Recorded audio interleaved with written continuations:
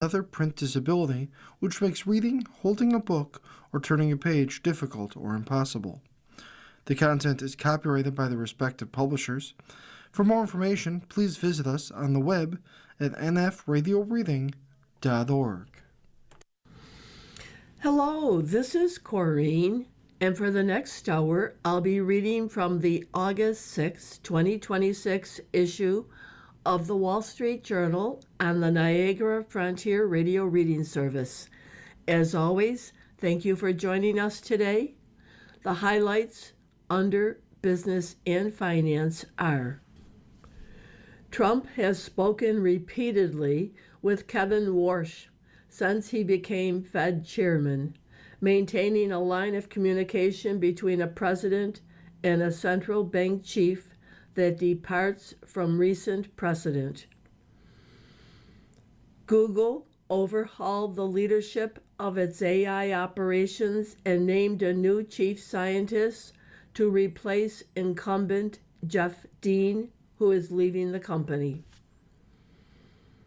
Prosecutors earlier this year reviewed claims that J.P. Morgan Chase executives ignored deficiencies in the bank's anti-fraud program and improperly denied more than $100 million in reimbursements to defrauded customers. Citadel's purchase of the bulk of the stock portfolio of the AI-focused hedge fund Situational Awareness helped propel its performance last month. A round of strong earnings reports helped to lift the Dow 0.5% to a record, while the S&P 500 and NASDAQ fell 0.2% and 0.8% respectively. Meta Platforms announced a new coding agent called Muse Code that it is pitching as a cheaper alternative to competitors. Honda more than doubled first quarter net profit and raised its annual forecast as yen weakness boosted quarterly results and lifted earnings prospects. Kraft Heinz recorded a narrower loss and lower sales for the second quarter, but raised its sales outlook. Heineken's sales volumes picked up pace over the second quarter, boosted by premium labels and lower alcohol products. Infineon said it expects strong revenue growth in the current fiscal year as the race to build AI infrastructure supports intense demand for semiconductors. Now for the key articles under the Worldwide section. The narrow victory of progressive Abdul El-Sayed in Michigan's Democratic primary for the Senate is a landmark win for the party's left wing and a sign that the battle with centrists over the party's course is far from settled. Iran and Oman agreed on the main points of a draft agreement to reopen the Strait of Hormuz that would give Tehran oversight of ships entering the Persian Gulf, but wouldn't let it levy tolls or service fees. The Senate confirmed Erica Schwartz as director of the CDC, approving the first permanent leader for the health agency in nearly a year. The FDA approved Moderna's mRNA-based flu vaccine for adults aged 50 and older, clearing the first shot of its kind after a review process that nearly collapsed. A Senate panel investigating Anthony Fauci obtained a copy of the doctor's iPhone, potentially securing even more records related to his actions during the COVID-19 pandemic. Missourians defeated a ballot measure that would have allowed lawmakers to eliminate state income tax and replace it with higher sales taxes. Chuck Edwards said he wouldn't seek re-election 2 days after a House investigation concluded the congressman had made unwelcome sexual advances to female staffers. Maryland and the Maryland Jockey Club altered the schedule of the Preakness Stakes to hold the race 3 weeks and a day after the Kentucky Derby. New Mexico sued the Justice Department, accusing federal officials of stonewalling the state's criminal investigation into Epstein's activities at Zorro Ranch. Russian President Vladimir Putin named a chief for a new drone warfare wing and shuffled other commanders as Moscow tries to refresh its campaign in Ukraine. France was set to ban unsolicited telemarketing calls under a law aimed at protecting consumers from intrusive sales pitches and fraud. The picture on today's front page takes place at night, where a fireman is trying to put out an intense fire. And that headline, Kyiv pounded as anti-missile stockpile dwindles. The caption, deadly strike. A warehouse burns in Kyiv on Wednesday after a Russian missile and drone attack killed at least 17 people. Ukraine's air defense forces said they were unable to intercept any of the projectiles that targeted a civilian area. The article by Anastasia Malenko and Marcus Walker, Kyiv, Ukraine. A heavy Russian missile and drone attack killed at least 17 people in Ukraine's capital city and its surrounding region, exploiting Kyiv's severe shortage of Patriot interceptor missiles. The impact of ballistic missiles in Kyiv could be heard around the city in the early hours of Wednesday as the explosions rattled windows and set off car alarms. The attack, which also injured 44 people, targeted a train station, infrastructure, and warehouse facilities belonging to civilian businesses, Ukrainian President Volodymyr Zelensky said in a social media post. Russia has stepped up its ballistic missile attacks on Ukraine cities in recent months. Amid the shortage, Ukraine's air defense forces said they were unable to intercept any of the 28 missiles launched by Russia in Wednesday's attack. Zelensky again urged Western countries to send more interceptors and to implement tougher sanctions to curb Russia's production of missiles. Meanwhile, the U.S. and European countries have been reluctant to send Ukraine more Patriot interceptors from their limited stocks.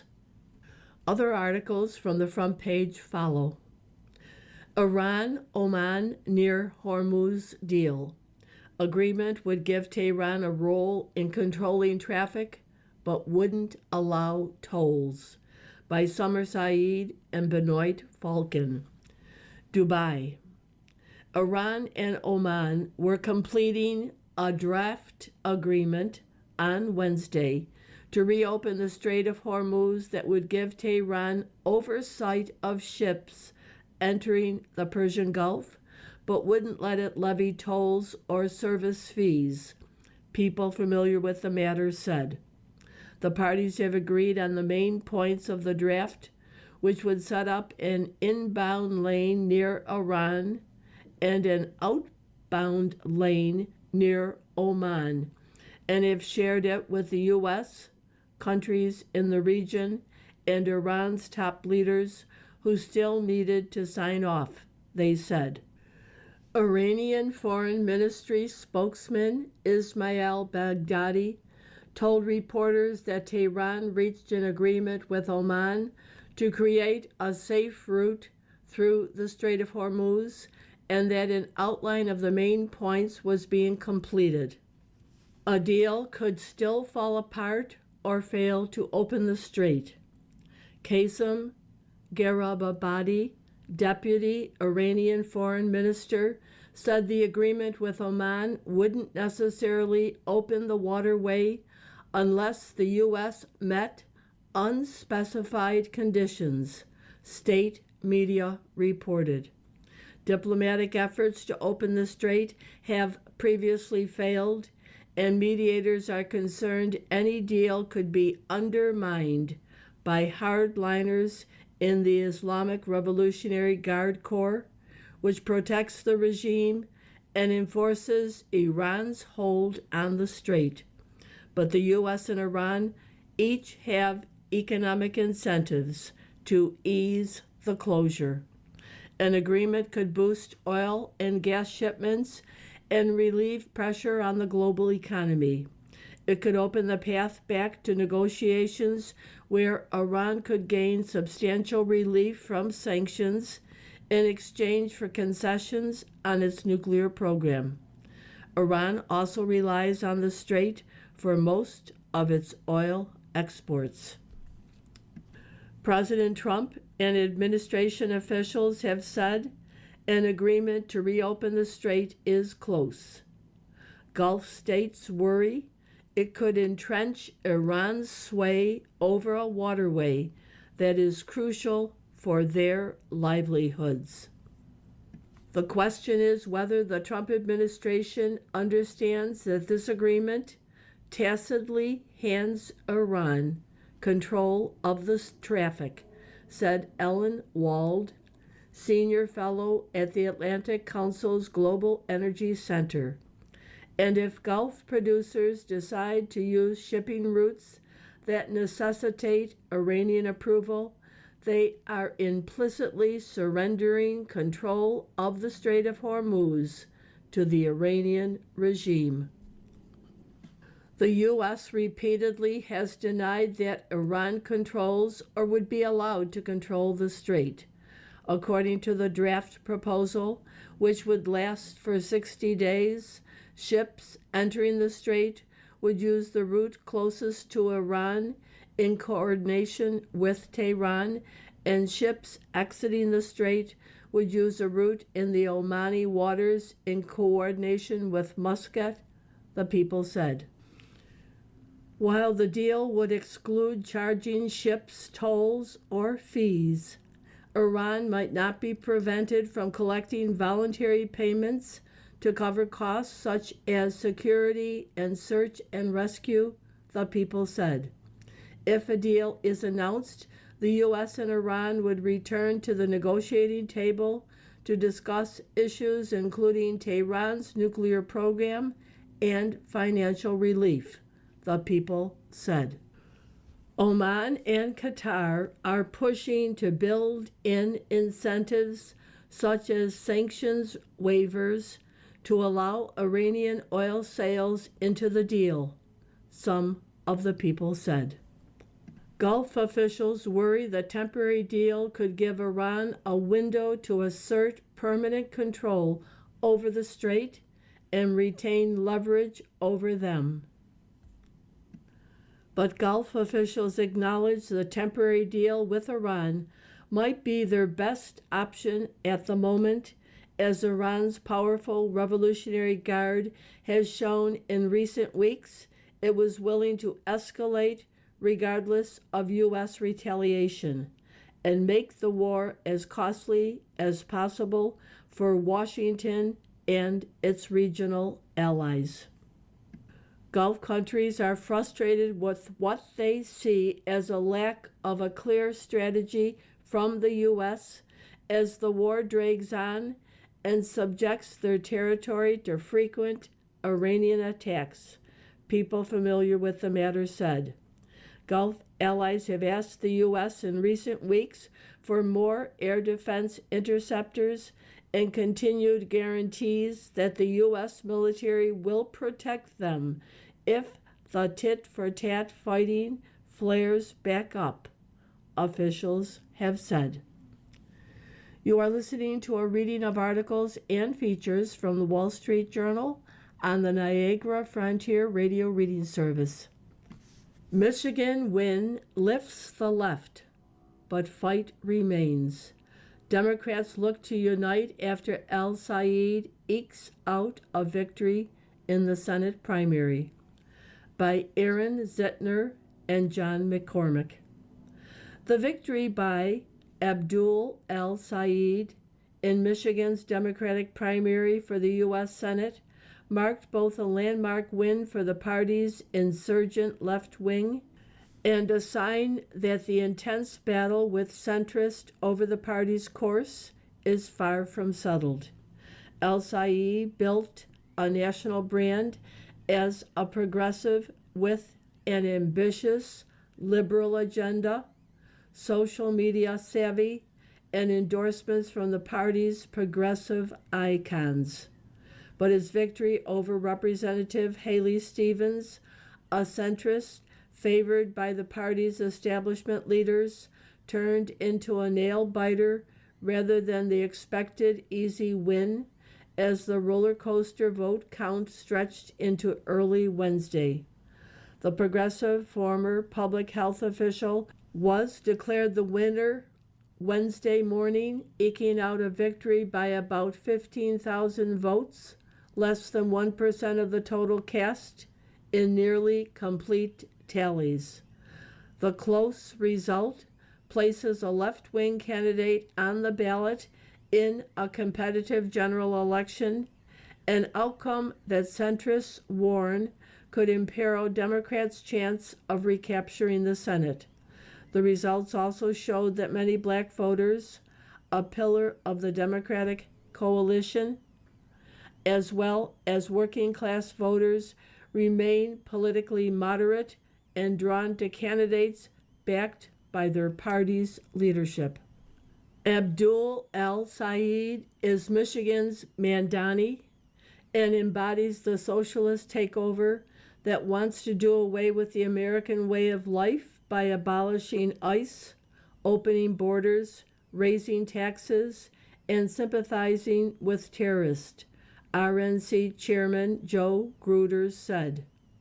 In choosing El-Sayed, Democrats opted for the candidate with the more transformational platform, a sign that many in the party are ready to jettison the traditional caution that centrists with moderate platforms can best win a general election.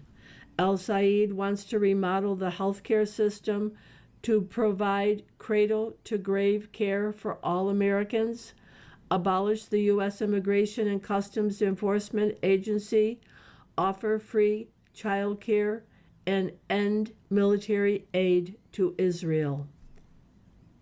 A Michigan loss in November for Democrats would make it harder for the party to net a gain of 4 Senate seats to flip control of the chamber.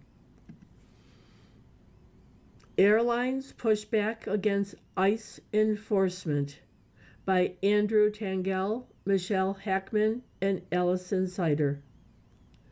Airlines are pushing back against federal authorities' efforts to ramp up immigration enforcement at U.S. airports. In one case on July 25th, an immigration and customs enforcement officer tried to board a Southwest Airlines flight in Dallas to make an arrest, only to be rebuffed by the airline, according to documents reviewed by the Wall Street Journal. The incident is among at least a half-dozen similar encounters involving Southwest in the past few weeks, a person familiar with the matter said. Officers at ICE had made occasional arrests at airports over the past year, but the agency has since stepped up enforcement. Top ICE leaders have told officers that they should attempt arrest at Transportation Security Administration checkpoints when possible, but believe the directive hasn't been consistently followed at airports, people familiar with the matter said.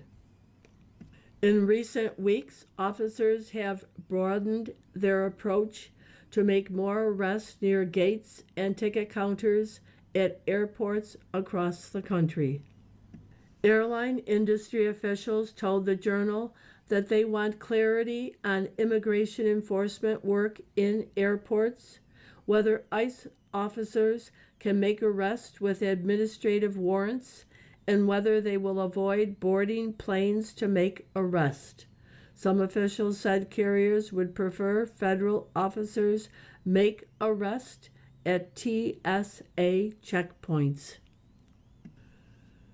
President repeatedly contacts Fed chief. By Brian Schwartz, Philip Wegman, and Nick Timiraeus, Washington. President Trump has spoken repeatedly with Kevin Warsh since he became chairman of the Federal Reserve, people familiar with the matter said, maintaining a line of communication between a president and a central bank chief that departs from recent precedent. The president calls Warsh in bursts, the people said, several times in a stretch of days, then quiet for longer periods. Trump has sought Warsh's counsel on a range of matters, including how the war in Iran and the rapid rise of artificial intelligence are affecting the economy, some of the people said. Warsh has been on the job for less than 3 months. It wasn't clear if Trump and Warsh have discussed monetary policy. A person familiar with the conversations insisted the president hasn't broached the topic of interest rates since Warsh was confirmed by the Senate. Presidents appoint Fed chairs, but the central bank sets interest rates independently, a separation meant to keep politics out of decisions that shape borrowing costs across the economy. It isn't unusual for presidents and Fed chairs to meet on occasion, but in recent decades, the contacts have generally been more formal and arranged in advance, choreographed to avoid the perception the president is influencing rate decisions. Trump regularly bypasses formal communication channels, keeping up with a wide circle of contacts, including world leaders, business executives, and lawmakers through his personal cell phone. This shopping app entices some to bid until they're broke. What's Not's quick auctions and breaks hook users chasing sports cards and more. By Hannah Kruger and Sarah Nassauer. Sean Harding downloaded What Not, a live shopping app, after rekindling his childhood baseball card collection hobby. Within 4 months, the 45-year-old accountant had spent almost $1.4 million from his savings, personal loans, money borrowed from a friend, and finally from his employer's company credit card. When his wife discovered the full tally, she filed for divorce. I just kept telling myself one more time, then I'd sell it all and make all my money back, Harding said. But it was so easy to just swipe right. You don't even remember how many times you've done it. 7-year-old What Not is one of the fastest growing shopping platforms in America. It allows people to bid around the clock on trading cards, squishy toys, designer fashion, and instant ramen, auctioned live and high energy shows within the app.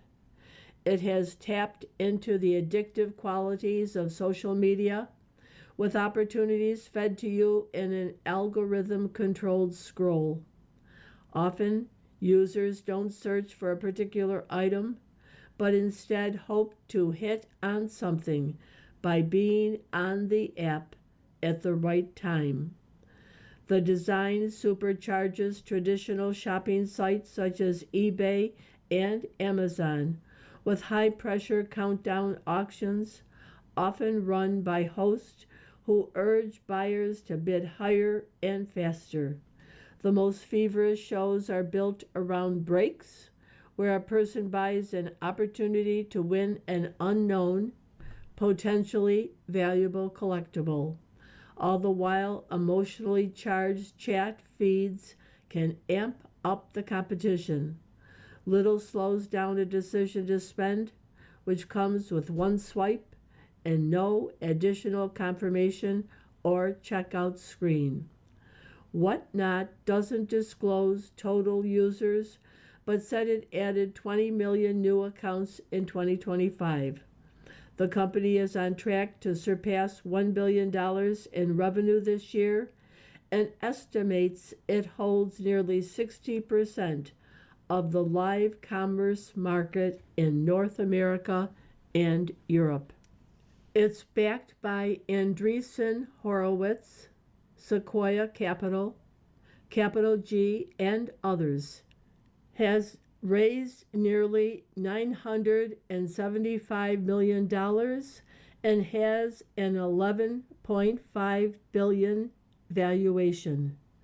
Critics say Whatnot's design encourages overspending and that the company does too little to combat fraud and underage use. FDA clears the first mRNA flu vaccine by Xavier Martinez. The Food and Drug Administration approved Moderna's mRNA-based flu vaccine for adults ages 50 and older, clearing the first shot of its kind after a review process that nearly collapsed in February. The vaccine, called mFlusiva, uses the same mRNA technology as Moderna's COVID-19 shots. It could reach pharmacies in time for the coming flu season, which typically starts in the fall. Health Secretary Robert F. Kennedy Jr. has questioned mRNA vaccine technology, and the Department of Health and Human Services canceled about $500 million in mRNA research contracts last year in moves that health officials questioned as politically motivated and not rooted in science. In February, the FDA initially refused to review Moderna's application at all, a rare move signed by the agency's then head of vaccine development, Vinay Prasad, who has left the agency. Prasad cited the fact that Moderna tested its experimental vaccine for seniors, measuring case counts against a standard dose flu shot rather than Fluzone High Dose, the version the FDA normally recommends for that age group. Moderna was surprised by the FDA's decision in February. It does feel like the rules of the game are being changed after it's been played, Moderna President Stephen Hoge said at the time. The agency reversed course days later after Moderna proposed a revised plan that included another trial. In June, an FDA advisory committee voted unanimously to recommend mFlusiva for adults 50 and older. Even with FDA approval, the vaccine's commercial prospects are uncertain. The Centers for Disease Control and Prevention panel that makes national vaccine recommendations remains tied up in litigation after Kennedy replaced its members last year with some outspoken vaccine opponents, and a federal judge ruled most of his appointees were unqualified to serve. Wall Street doesn't expect the vaccine to generate meaningful sales until the 2027 to 28 flu season, because commercially contracting for seasonal flu shots takes place earlier in the year. The company expects to have mFlusiva available for eligible populations in the U.S. for the 2026 to 2027 season.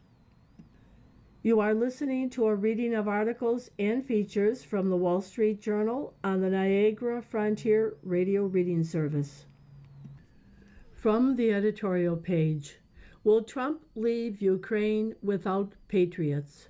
Putin's barrage killed 17 since Kyiv wasn't able to intercept the missiles. Vladimir Putin has pounded Ukraine with ballistic missiles for so long that his brutal assaults are often no longer above the fold news in the U.S. Meanwhile, President Trump is preoccupied with Iran. But a hard question can't be ignored. Is Mr. Trump going to let a U.S. friend who has fought valiantly for 4 years against a common adversary to run out of air defenses? Mr. Putin's strikes Wednesday on Kyiv killed 17 people, and by early press reports, Ukraine wasn't able to take down any of the incoming missiles. Ukraine doesn't advertise its defense inventory for obvious reasons, though it has long been low on Patriot interceptors. Mr. Trump has floated letting Ukraine build its own Patriots under license, and increased allied production is a good idea, since every country in the free world needs more. But Mr. Trump later mused that he might not give Ukraine the license after all, and Kyiv requires cover now, not in months or years after setting up production. Ukraine understands it must do more than swat down Mr. Putin's missiles, which is why it is running a campaign of strikes deep inside Russia. Providing more U.S. long-range missiles would help. Yet Ukraine has already regained some momentum on the battlefield, and it is imposing heavy manpower cost on Mr. Putin, which is remarkable given the relative demography of the combatants. Mr. Putin is still betting he can eventually pound Ukrainian society into submission. Will Mr. Trump, who usually talks about the war as a humanitarian tragedy, allow it? Yes, the U.S. also needs to replenish its own interceptor stockpiles amid the Iran war. Quote, I was shocked at the number of Patriots we fired, end of quote. Retired U.S. Navy Rear Admiral Mark Montgomery said in an interview on our Potomac Watch podcast this week, the U.S. might have burned through 2,300. Compare, we gave 600 to Ukraine, many of which were older and through other partners, he said. Ukraine is not the problem. The answer is for Congress to pass the defense funding for a wartime production footing. Ukraine's survival is more than humanitarian work. It's a U.S. interest, and patriots over Kyiv are defending stability and freedom on the European continent. Mr. Trump is busy elsewhere, but Russia's war is grinding on, and the president will own what happens on his watch. March of the El Said Democrats. His victory in Michigan sets up the race of the year in November. Abdul El-Sayed's victory in Michigan's Democratic Senate primary on Tuesday is no surprise in this year of rising radicalism in the party, but maybe hold off on French Revolution 2.0. Democratic voters made the race far closer than pollsters predicted, and now Mr. El-Sayed will have to persuade voters beyond Ann Arbor and the white liberal gentry. Mr. El-Sayed, an articulate 41-year-old public health official, was expected to roll over Representative Haley Stevens, but his lead was 1% on Wednesday when the race was called. The narrow victories suggest many Democrats had second thoughts about nominating a man with radical views hailed by Bernie Sanders and Alexandria Ocasio-Cortez as the next great progressive hope. Progressive is an understatement. Mr. El-Sayed now says he's a capitalist, distancing himself from the Democratic Socialist of America, but his agenda remains the full Bernie Sanders. He continues to support Medicare for all. He favors a wealth tax and an enormous expansion in federal entitlements for child care and more. He wants to abolish immigration and customs enforcement, saying the agency is about normalizing paramilitary force on our streets. He has a particular animus toward Israel and has campaigned with Hassan Piker and Mao Zedong fanboy and Soviet Union admirer, who has said the U.S. deserved 9/11. Mr. El-Sayed wants to cut off all U.S. military aid to Israel, which he accuses of genocide in Gaza. When Israel killed Iran's Ayatollah Ali Khamenei in a bombing run this year, Mr. El-Sayed was taped saying he'd stay silent because I also want to remind you guys that there are a lot of people in Dearborn who are sad today. Dearborn is the center of anti-Israel, Hamas sympathizing Democratic sentiment in the state. AIPAC, the U.S. pro-Israel lobbying group, spent heavily for Ms. Stevens, but it's a sign of the sharp turn against Israel among Democratic voters that so many found none of his views or associations disqualifying. Another message is that Democratic primary voters want candidates who share their anger no matter their policy views. But winning a primary isn't the same as winning the general election in a swing state like Michigan.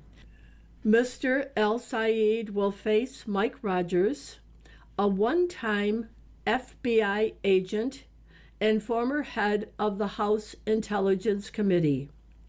Mr. Rogers is a strong candidate who lost to Democrat Elisa Slotkin 2 years ago by fewer than 20,000 votes out of more than 5.4 million cast. He has shown he can unite the moderate, suburban, and mega wings of the state GOP. Mr. El-Sayed is counting on anti-Donald Trump fury to unite Democrats despite his radical views. Look for the Democratic establishment, including Governor Gretchen Whitmer and Senate Minority Leader Chuck Schumer, to rally behind him despite their support for Ms. Stevens. Ben Rhodes, Dan Pfeiffer, and the rest of the Barack Obama apparat are already lined up for him. The stakes here are higher than a single Senate race. Nominating a leftist could cost the party a Senate majority that is very much in reach. If Mr. Rogers wins, one lesson will be that Mr. El-Sayed was too far left to win in a swing state, even in what is likely to be an excellent Democratic year. Democrats might rethink this year's headlong rush left as they consider the 2028 presidential race. But if Mr. El Said wins, he will immediately become a media favorite bent on colonizing the Democratic Party from the socialist left. He has said one of his first tasks will be trying to defeat John Fetterman, the pro-Israel Pennsylvania Democrat who is up for re-election in 2028. Put one ogre on a pike and then everyone else gets the message, he told a donor, according to leaked audio. Heads on pikes? What? No guillotine? Michigan voters have to decide how polarizing and left-wing they want American politics to become. From the opinion pages, the big midterm question, money. Republicans need Trump's help to overcome Democrats' candidate cash lead, by Karl Rove. As we approach Labor Day, unofficial start of the general election season, campaigns are obsessed with money. In these final months, good campaigns worry over whether there's enough cash to run ads, deploy organizers, unleash digital efforts, pay staff, and keep the candidate on the move. This time around, which party will have the financial lead this fall is a big question. At a candidate level, Democrats have the hard money edge in both Senate and House races. The most recent Federal Elections Commission reports on the 9 most competitive Senate races show Democrats outraising Republicans in 7 and with more cash on hand in 5. Of these races, Alaska, Georgia, Iowa, Maine, Michigan, New Hampshire, North Carolina, Ohio, and Texas, Democrats must win 7 to take the Senate.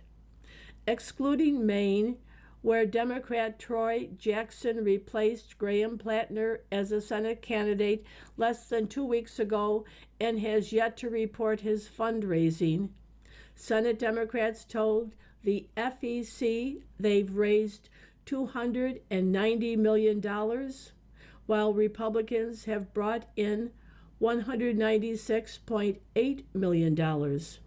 More important, Democrats have $117.3 million cash on hand to the Republicans' $85.3 million. The GOP can claim some sort of fundraising advantage in only 4 Senate races. Republican candidates in Iowa and Maine appear ahead both in total fundraising and cash on hand. Maine's Mr. Jackson has said he received $2 million within 3 days of his selection and had raised $1 million before the convention that picked him. Republican Senate candidates in Alaska and Michigan were outraised overall, but have more cash on hand. In the 5 other battlegrounds, Democrats raised more money and have more cash on hand. The problem for Republicans is acute in Texas and Georgia. In the Lone Star State, the Democrats raised $68.6 million with $21.6 million cash on hand, while the Republicans raised $9.2 million and has $1.8 million in the bank. The Peach State's Democrat raked in $98 million and holds $42.6 million. The Republican collected $7.4 million and retains $2.1 million. In the House, Republicans are in slightly better shape. In the 18 House races, the Cook Political Report considers toss-ups. 10 Republicans outraised their opponents. Each party has an equal number of races, 9, in which it has more cash on hand. In total, Republican House candidates in these contests have collected $86.7 million while retaining $51 million. Democrats, $82 million with $41.6 million in cash. This includes the money of each party's leading candidates in Florida and Wisconsin, where primaries are coming. But Democrats can't rest easy. In Super PAC committee, National Party organization, and large outside group money, the GOP has big advantages. The 7 largest Republican PACs and party committees have about $1.17 billion cash on hand. The 8 biggest Democratic ones have roughly $494.2 million. While candidates can buy television much more cheaply than PACs and party committees under Federal Communications Commission regulations, GOP groups' mountain of money could more than wipe out whatever candidate money advantage Democrats have. But maybe not, because $461.5 million of the GOP's advantage sits in the MEGA Incorporated and Never Surrender PACs. Both are controlled by Trump World, and the president may decide he prefers to keep the cash for his presidential library. The GOP House and Senate super PACs said earlier this year where they'll spend their money. They were signaling the White House political shop where its help was needed. Trump money is needed in the Texas and Georgia Senate races, where the president's endorsement decided the primary, and his picks are lousy fundraisers. There are also dozens of House seats considered lean or likely Republican seats that need financial support. If President Trump deploys these dollars, it will matter if he does so directly or through Republican super PACs. The former would mean MEGA Incorporated and Never Surrender disclaimers on the ads, which would bring harsh attacks from Democrats. The president's low approval rating already hurts GOP candidates a lot, so why not lower his profile in ad campaigns? Whichever party comes out with a bigger pot of cash, money is no guarantee of victory. Good candidates, appealing visions, voter enthusiasm, capable organization, and national environment will each have a strong effect. But in that post-Labor Day sprint, money could tilt the balance, and the president has plenty of it. You are listening to a reading of articles and features from the Wall Street Journal on the Niagara Frontier Radio Reading Service. Give John Adams His Place on the Mall by Jackie Cushman.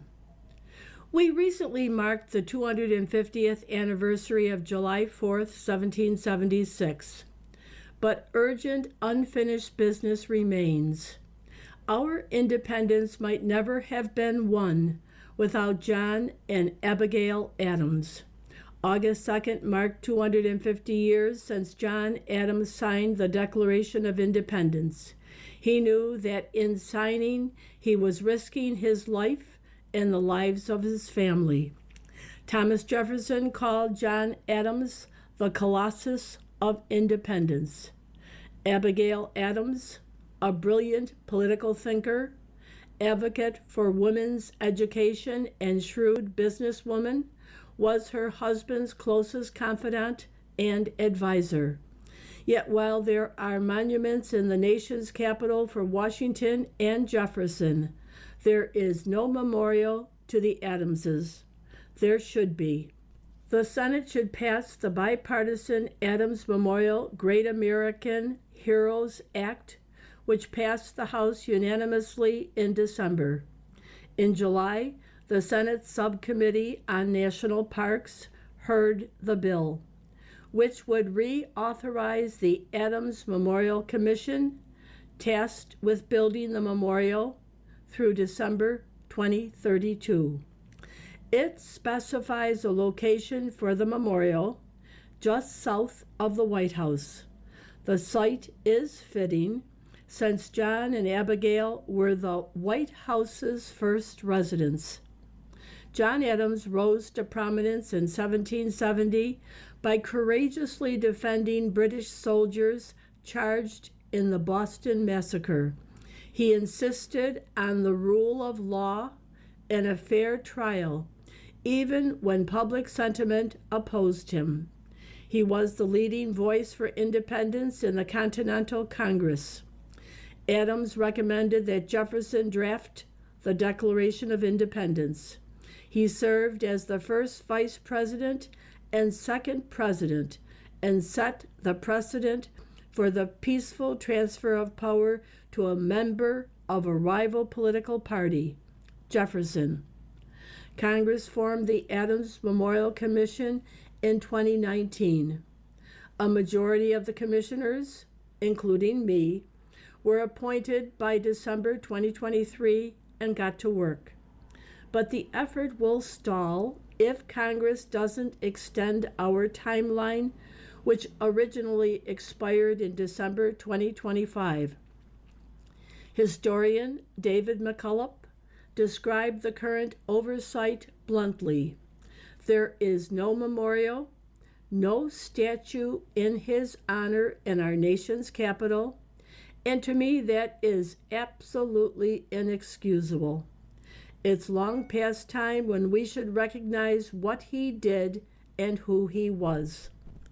The Senate can meet McCullough's challenge. John Adams was neither a Republican nor a Democrat. He was an American patriot. At a time when much of our politics has become partisan, this bipartisan bill offers a unifying win for the country. Let us finish this work so that future generations standing before an Adams Memorial can appreciate the full measure of the family's contributions to America's independence, our Constitution, our diplomacy, and our commitment to liberty under law. Letter to the editor: Americans got wealthier, but don't feel like it.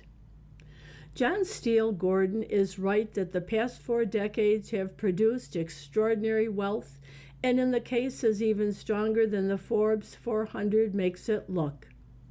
Real median personal income rose from $26,750 in 1982 to $45,140 in 2024 in constant dollars. The Congressional Budget Office finds real wealth in the median American family up 131% between 1989 and 2022, and up 232% at the 25th percentile. Ordinary households took part in the wealth generation. 2 things happened alongside that. The gains skewed upwards. Families in the top 10% went from holding 56% of American wealth to 60%, while the share held by the 51st through 90th percentiles fell from 37% to 33%. Meanwhile, what got cheaper diverged sharply from what got dearer. Clothing cost about 1/3 more than in the early 1980s, against a near tripling of prices overall.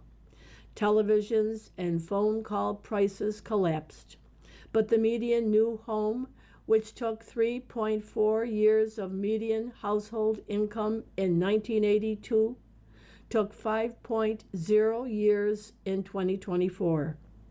Published tuition at public 4-year colleges doubled in real terms in 30 years. Healthcare now absorbs 18% of gross domestic product. Americans grew richer in the goods that markets could freely supply and poorer in the three purchases that define middle class standing: a house, a degree, and a doctor. Those are the sectors where U.S. policy constrained supply, subsidized demand, or did both. I work in one of them. That is why the wealth data and the public mood point in opposite directions. A family can hold more real assets than earlier generations did and still find the ladder harder to climb because the rungs that matter got more expensive faster than the wealth arrived. The answer isn't to redistribute the Forbes 400. It is to let people build and to stop underwriting demand in industries that do not answer it with supply. From Gilberto de Lima Lopez Jr., MD, University of Miami. Another letter: expectations are everything. Regarding Jason L. Riley's column, the answer to the academic achievement gap is obvious. Mr. Riley makes a good argument for charter schools, but they aren't the only answer.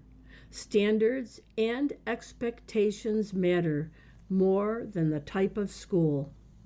I grew up in eastern Kentucky and attended grade school in a 4-room schoolhouse without indoor plumbing that had a potbelly stove for heat in the winter. Despite that environment, I went on to attend West Point, receive multiple degrees, and become president of a company. Money was scarce at the Kentucky school, but I had many excellent teachers who set high standards and expectations, discipline, homework, study of the classics, challenging math assignments, and so on. I also had parents who expected me to do my best. Teachers who expect better performance tend to get it. The late researcher Robert Rosenthal's review of 479 studies found that teacher expectations affect how students perform. The key isn't more money, though it might help. The key is leaders in each school district setting high standards and expectations and then holding teachers accountable to those while rewarding the best teachers. From Ron Moore, Knoxville, Tennessee. The Pepper and Salt cartoon shows two plain snails on the ground talking, and in the background is a snail puffing up its large shell that is completely artistically decorated. The caption: "He hasn't been the same since he won the lottery." You've been listening to a reading of articles and features from the August 6th issue of the Wall Street Journal. We read from the Wall Street Journal every Monday through Thursday at 11 p.m. Your reader has been Corrine. Thank you for listening and have a wonderful weekend.